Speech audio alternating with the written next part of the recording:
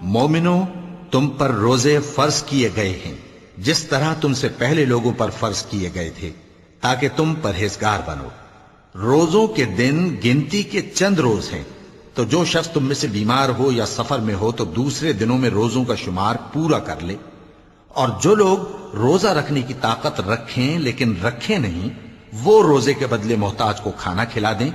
اور جو کوئی اپنی مرضی سے زیادہ نیکی کرے تو اس کے حق میں زیادہ اچھا ہے، اور اگر سمجھو تو روزہ رکھنا ہی تمہارے حق میں بہتر ہے۔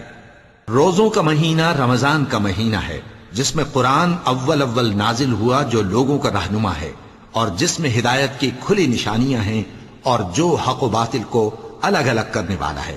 تو جو کوئی تم میں سے اس مہینے میں موجود ہو چاہیے کہ پورے مہینے کے روزے رکھے، اور جو بیمار ہو یا سفر میں ہو تو دوسرے دنوں میں روزے رکھ کر ان کا شمار پورا کر لے۔ اللہ تمہارے حق میں آسانی چاہتا ہے اور سختی نہیں چاہتا۔